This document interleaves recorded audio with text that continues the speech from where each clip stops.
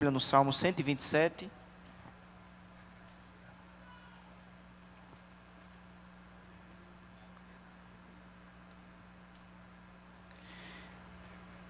Salmo 127.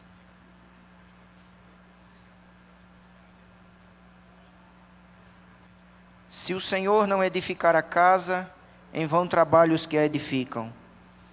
Se o Senhor não guardar a cidade, em vão vigia a sentinela. Inútil vos será levantar de madrugada, repousar tarde, comer o pão que penosamente granjeastes. Aos seus amados ele o dá, enquanto dormem. Herança do Senhor são os filhos, o fruto do ventre, seu galardão. Como flechas na mão do guerreiro, assim os filhos da mocidade. Feliz o homem que enche deles a sua aljava, não será envergonhado quando pleitear com os inimigos à porta. Amém? E amém. Os irmãos podem sentar, que o Espírito Santo de Deus aplique no nosso coração esta porção maravilhosa da palavra e que sejamos edificados pela palavra do Senhor. Irmãos, este Salmo 127, ele possivelmente foi escrito por Salomão. O título que nós temos nas nossas Bíblias diz isso: Cântico de Romagem de Salomão. Ou ele foi escrito por Salomão, ou foi escrito por Davi, dedicando o salmo ao seu filho. O fato é que nós temos aqui uma porção da santa palavra de Deus, da inspirada palavra de Deus. E como palavra de Deus, por ela somos alimentados, por ela somos edificados. E que assim o Espírito Santo promova em nossos corações nessa noite edificação, alimentação e fortalecimento por intermédio da porção da sua palavra, em nome de Jesus. O tema deste salmo é a providência de Deus, a necessidade da bênção do Senhor para a realização de todas as coisas. Como já foi citado aqui nesta noite, o versículo que Jesus dizendo: sem mim nada podeis fazer. Sem a mão do Senhor, sem a presença de Deus, sem a bênção do Senhor, todo projeto é fracassado, todo plano é frustrado, toda construção é falida, toda ideia não se concretiza sem a bênção do Senhor, sem a providência do Senhor, sem a ação do Senhor. E é exatamente esta importantíssima verdade que o Salmo nos ensina: a providência de Deus, a necessidade da presença de Deus, da bênção de Deus em nossas vidas, em nossa casa, em nossos planos, em nosso caminhar, em nossa existência. Somos absolutamente dependentes da graça de Deus, da presença de Deus, do poder de Deus, da misericórdia de Deus. E o Salmo exatamente afirma esta verdade no versículo 1. É o tema geral do Salmo, é apresentado no versículo de número 1. Quando o salmista diz assim: se o Senhor não edificar a casa, o que é que vai acontecer? Em vão trabalham os que a edificam. É interessante observarmos, irmãos, que não há ausência de trabalho. A gente trabalhando, a gente se esforçando, a gente suando, mas não há construção, não há edificação, não há uma casa, não há uma família, não há um lar, não há uma realização. Se o Senhor não edificar, se o Senhor não agir, se o Senhor não abençoar, é vão o trabalho, é inútil o trabalho, é inútil o esforço. Inútil, em vão trabalham os que a edificam. Ele reafirma este tema, ele reafirma esta mesma verdade, a necessidade da bênção do Senhor, da providência do Senhor, do agir do Senhor. Ele reafirma este mesmo tema, este mesmo princípio, na segunda frase do verso 1. Se o Senhor não guardar a cidade, em vão vigia a sentinela. Não há proteção, não há segurança. Por mais bem armada que seja a vigilância, a vigia, a sentinela, mas não há segurança, não há proteção, não há um verdadeiro abrigo se o Senhor não estiver operando, guardando. Veja que o Salmo não está, obviamente, celebrando a ausência de trabalho. Ele não está incentivando a preguiça. Ele está dizendo que é importante trabalharmos, que é importante fazermos a nossa parte, nos esforçarmos. Mas não basta o esforço, não basta o trabalho, não basta a determinação. É preciso a bênção do Senhor. É preciso a presença de Deus. É preciso a providência de Deus que torna edificante a casa, que torna protegida a cidade, que torna realizado os sonhos, os projetos. Louvado seja o nome do Senhor.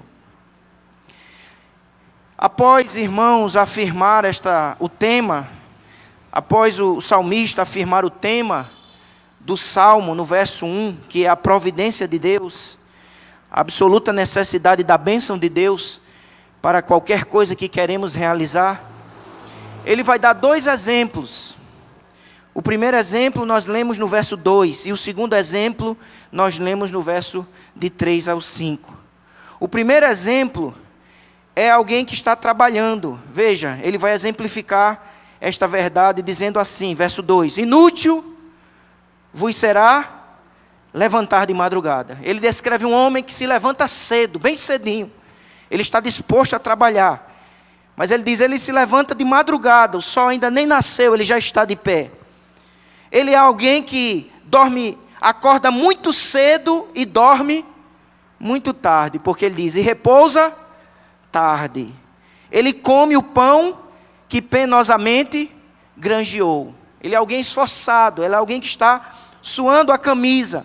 Mas o texto começa dizendo, inútil vos será levantar de madrugada, repousar tarde, comer o pão que penosamente granjeaste, se o Senhor não estiver abençoando, se o Senhor não estiver operando, se o Senhor não estiver presente. Não basta o trabalho, não basta o esforço, não basta o suor, é preciso a presença de Deus. Só há trabalho frutífero debaixo da bênção do Senhor. Só há realizações verdadeiras debaixo da bênção do Senhor, da presença do Senhor. Esse salmo, ele declara a nossa total dependência da bênção, da presença do Senhor. E o final do verso 2 diz, aos seus amados, Ele o dá enquanto dormem. Vamos repetir esta frase final do versículo de número 2. E aos seus amados, enquanto dormem. Ele é o Deus que trabalha por nós enquanto nós estamos dormindo. Como eu tenho dito, não é um chamado à preguiça, é um chamado à confiança, é um chamado à dependência. O Salmo é um chamado à confiança na soberania do Senhor, na sabedoria do Senhor, no poder do Deus que nos abençoa por sua misericórdia e graça. É não fazer do trabalho um ídolo, do esforço um ídolo, do dinheiro um ídolo, mas confiar no Deus que abençoa por misericórdia e graça. Ele diz aos seus amados. Por isso que se atribui a Salomão este salmo, exatamente por causa dessa frase, aos seus amados. Porque em 2 Samuel capítulo 12, versículo 25, o profeta Natã deu outro nome a Salomão. Ele chamou Salomão de Gedidias. E Gedidias significa o amado do Senhor.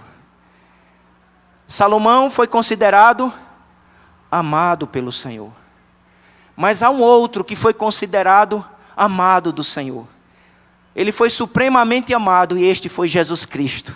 Este é meu filho amado, em quem me comprazo. Salomão era apenas um símbolo, Jesus Cristo é a realidade do amor do Pai. E através de Jesus nós também podemos dizer, eu sou amado do Pai. Através de Jesus recebemos o amor do Pai. Através de Jesus recebemos o cuidado do Pai. Através de Jesus recebemos a eficácia do Pai. Através de Jesus trabalhamos e somos abençoados. Nos esforçamos e frutificamos. Mas acima de tudo, porque somos amados pelo Pai através de Jesus Cristo. Aos seus amados Ele o dá enquanto descansam. Irmãos, às vezes, O maior ato de fé de um crente não é passar a noite inteira orando. Em muitos casos é. Você evidencia a fé orando, em vigília. E nós temos, com a graça de Deus, feito isso aqui. Nós evidenciamos fé quando oramos, quando perseveramos na oração, quando insistimos em orar. Amém, igreja? Você tem evidenciado a fé que ora, que clama? Mas a palavra também nos ensina que nós evidenciamos fé também quando dormimos. Um dos grandes atos de fé, irmãos, na soberania de Deus, é o ato de dormir. Há um salmo que nos ensina esta verdade. Abra sua Bíblia, depois a gente volta para o 127. Mas eu queria, para não ficar nas minhas palavras, o Salmo de número 3.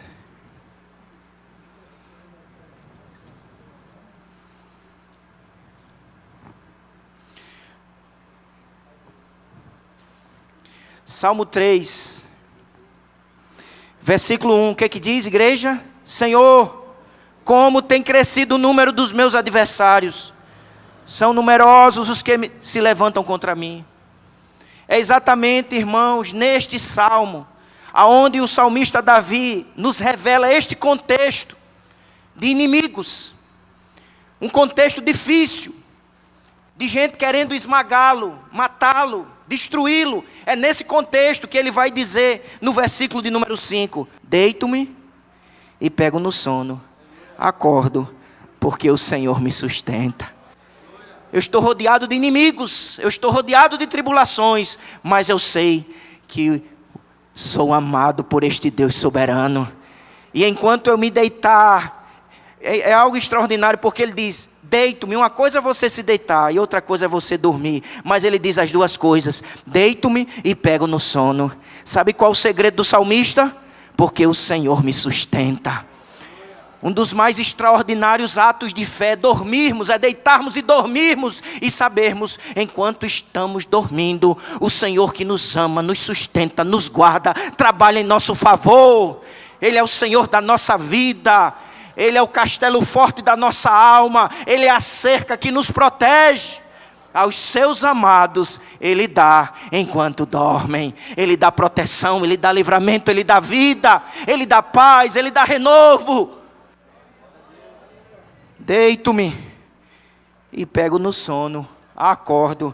Olha só, irmãos, eu vou deitar, eu vou dormir e eu vou me levantar para amanhã trabalhar. Sabe por quê? Porque eu tenho um Deus soberano que nem cochila. Enquanto eu estou dormindo, Ele está vigiando.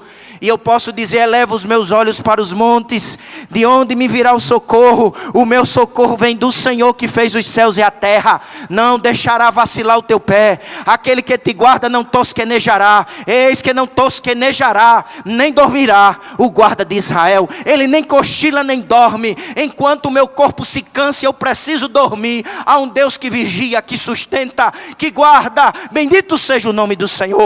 É isso que nos faz fortalecer, é isso que nos faz frutificar, é isso que nos faz viver, é isso que nos faz perseverar e avançar. É o cuidado do Senhor, é o sustento do Senhor, é a provisão do Senhor, é a bênção do Senhor, é a mão do Senhor estendendo-se sobre as nossas vidas para nos socorrer. Não é meramente a minha força, o meu dinheiro, o meu trabalho, a minha técnica, a minha perícia. É a bênção deste Deus soberano, poderoso.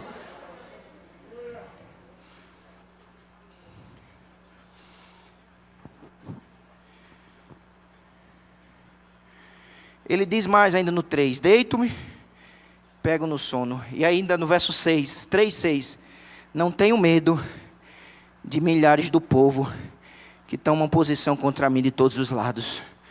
O que nos dá coragem é a nossa confiança nesse Deus presente, soberano, sábio, todo-poderoso, misericordioso e bom, que não nos desampara em momento algum. Aos seus amados Ele dá enquanto dormem. Dormir é descansar, dormir é confiar. Confie. Mas nós temos então, irmãos, um segundo exemplo, que vai do verso 3 ao verso 4. O primeiro exemplo que ele apresenta da necessidade da provisão, da providência, da bênção do Senhor é o trabalho. Mas o segundo exemplo é a família.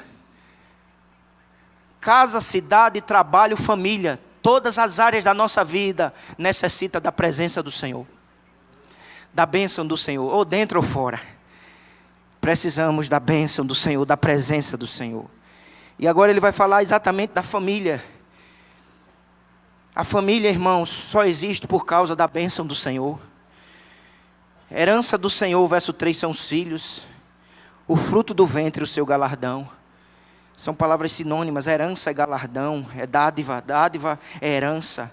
Portanto, ele apresenta a família, ele apresenta os filhos como a dádiva do Senhor.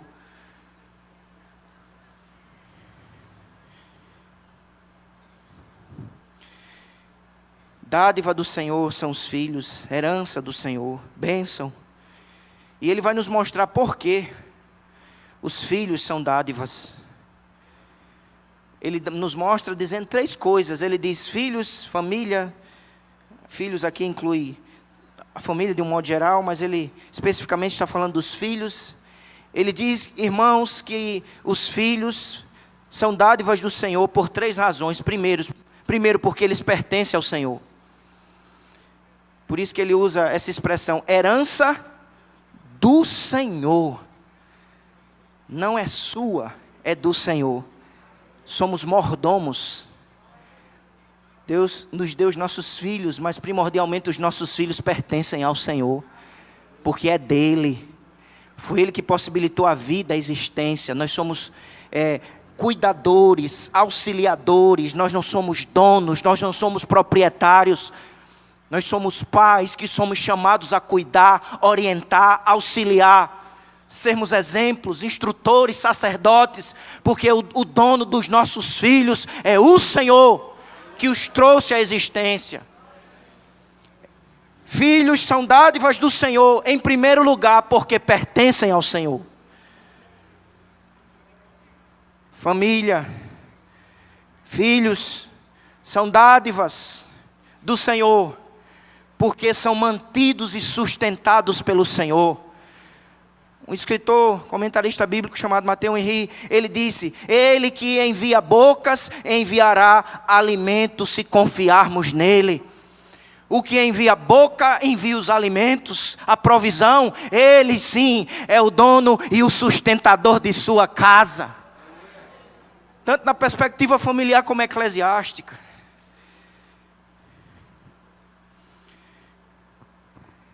A nossa família pertence ao Senhor. E porque pertence ao Senhor, Ele mantém e sustenta. Diga amém. Você crê nesta verdade? Claro que esse sustento, essa manutenção é através dos pais. Mas de onde vem a saúde? De onde vem a inteligência? De onde veio aquela porta que se abriu? Aquela provisão que chegou? Toda boa dádiva, todo dom perfeito vem do alto, descendo do Pai das luzes. Não é de baixo para cima, é de cima para baixo. Vem dos céus, vem de Deus toda boa dádiva. Seja ela física, emocional, familiar, material. Todo dom perfeito vem do alto. Ele é o mantenedor e sustentador da tua vida, pai, mãe, filho e filha. Por isso, devemos crer cada dia no que está escrito em Mateus capítulo 6. E eu queria que você abrisse essa palavra, por favor.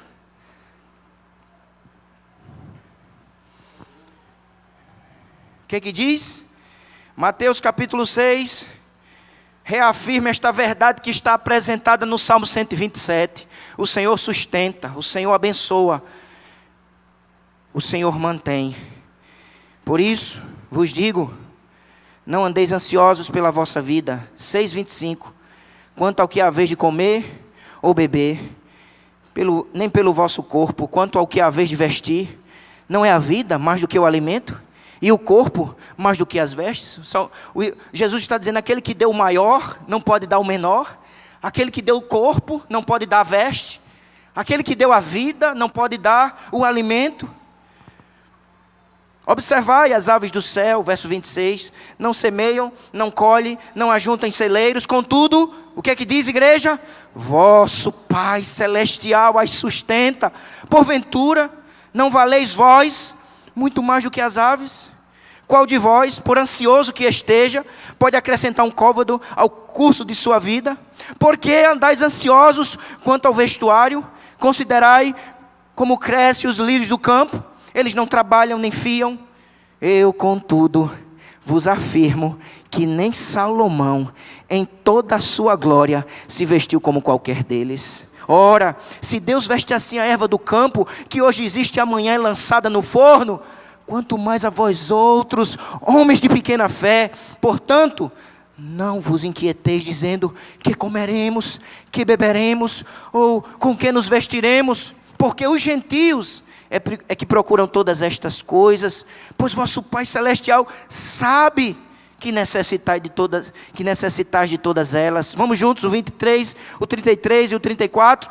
Buscai, pois, em primeiro lugar o seu reino e a sua justiça, e todas estas coisas vos serão acrescentadas. Portanto, não vos inquieteis com o dia de amanhã, pois o amanhã trará os seus cuidados. Basta o dia o seu próprio mal. O Deus que é fiel no hoje, que me sustenta aqui e agora, Ele é fiel amanhã e depois de amanhã. Eu não sei o que me virá, mas uma coisa eu sei: eu sirvo a um Deus que sustenta, que ampara, que é misericordioso e fiel. Ele é o dono da casa, Ele é o proprietário da família, Ele é o Senhor da igreja. Portanto, Ele é o mantenedor e sustentador. Por isso que o apóstolo Pedro, cheio do Espírito Santo, declarou: lançando sobre Ele toda a vossa ansiedade, porque Ele tem cuidado. Ele cuida, Ele sustenta, Ele guarda, Ele age. Ele é o Senhor invisível, mas real. Ele age de maneira real, pessoal, concreta, verdadeira. A família pertence ao Senhor. Diga amém. Amém. Diga: meus filhos pertencem ao Senhor. São dádivas. Filhos são dádivas do Senhor. É isso que o Espírito Santo afirma no Salmo 127. Volte, por favor. Filhos são dádivas porque pertencem ao Senhor. Filhos são dádivas porque são mantidos e sustentados pelo Senhor, tanto fisicamente como espiritualmente. Filhos são dádivas porque filhos são transformados pelo Senhor.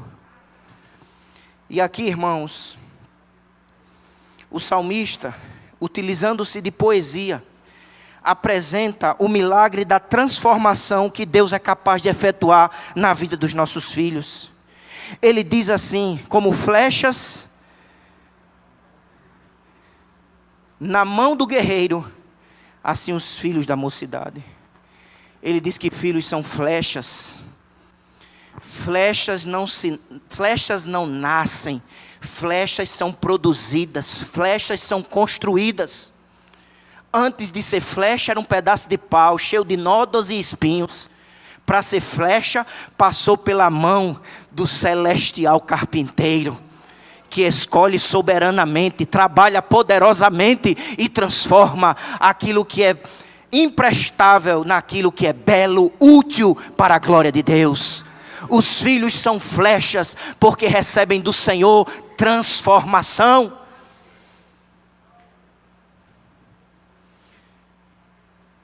Flechas nas mãos do guerreiro. Ele está falando aqui, irmãos, poeticamente, de um processo de transformação que os nossos filhos, nós e os nossos filhos precisamos receber. Porque na verdade ninguém nasceu flecha, todos nós nascemos como paus, cheios de espinhos e nódoas, porque o pecado nos inutilizou, nos adoeceu, nos tornou imprestáveis. Mas pela graça de Deus, fomos escolhidos, trabalhados, transformados, somos flechas. Flecha aponta, irmãos, para a ideia de utilidade. Flecha é algo útil na guerra. Flecha é uma coisa, flecha, ela tem beleza. Existem museus que fazem exposições só de flechas, por causa da beleza estética. Uma flecha ela é útil na guerra, uma flecha ela é bela. Uma flecha nas mãos de um guerreiro atinge o alvo. É isso que ele está dizendo. Os nossos filhos, pela soberana graça de Deus, recebem de Deus em Cristo Jesus transformação, se tornam úteis, belos e podem ser lançados na missão e alcançar o alvo na batalha contra o mal. São flechas.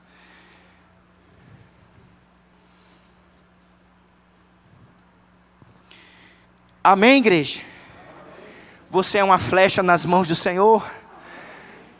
Você é um vaso útil, belo, espiritualmente, e está sendo lançado a cada dia por este guerreiro chamado Jesus Cristo, o mais valente. Nesse processo, irmãos, de transformação da casa, da família, em lugar de utilidade, de beleza, de missão, há uma ação soberana de Deus, mas há também um chamado à responsabilidade dos pais. Por isso, que nós lemos, por exemplo, em Provérbios, no capítulo de número 22, no versículo de número 6, está escrito a seguinte palavra: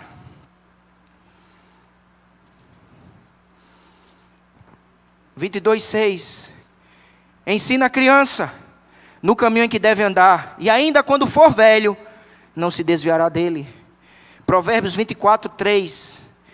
Por favor, veja aí na sua Bíblia.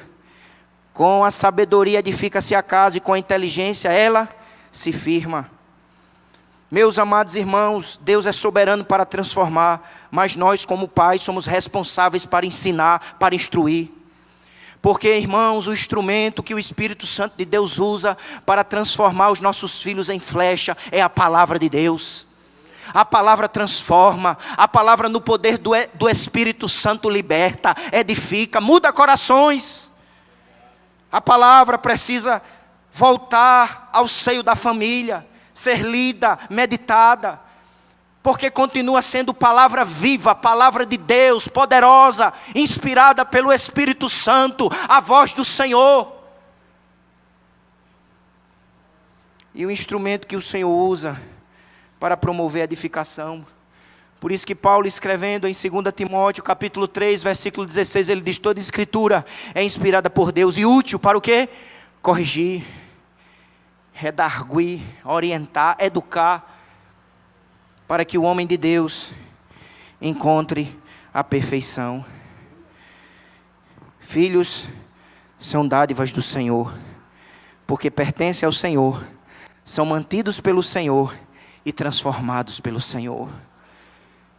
Talvez você olhe para o seu filho e diga: eu não vejo nele uma flecha, mas creia que o Deus que ouve orações é capaz de transformá-lo. Não perca a esperança.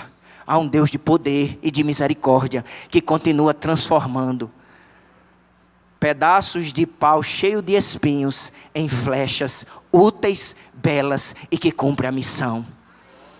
E que são lançadas para a glória de Deus. Por isso que o salmista termina dizendo assim: feliz o homem que enche deles a sua aljava. É uma bênção ter filhos. Vivemos numa sociedade cada vez mais que se opõe a gerar, a ter filhos. E o Senhor, o Espírito Santo está dizendo: é uma bênção ter filhos. Porque filhos pertencem ao Senhor, são sustentados pelo Senhor e estão debaixo da graça poderosa, transformadora do Senhor. Feliz o homem que enche deles a sua aljava, não será envergonhado quando pleitear com os inimigos à porta. Não será confundido, não será motivo de vergonha.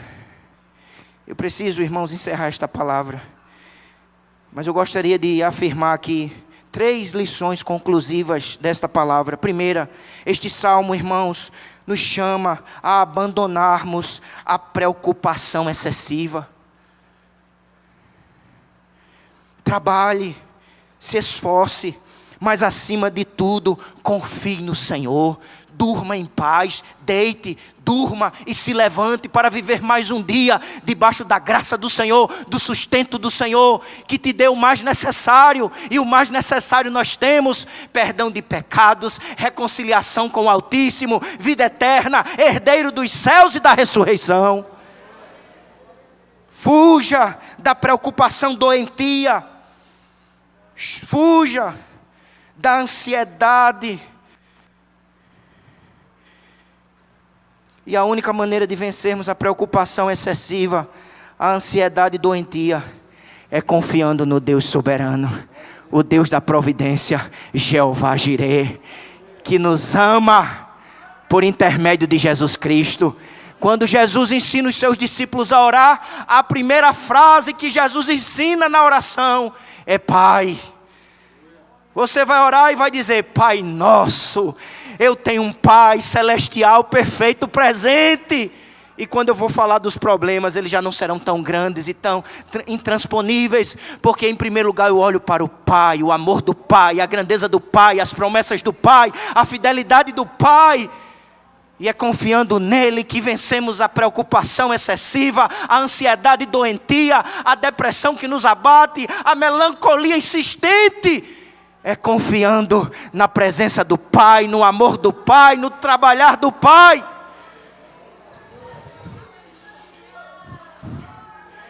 Este salmo, meus irmãos, é um chamado à gratidão.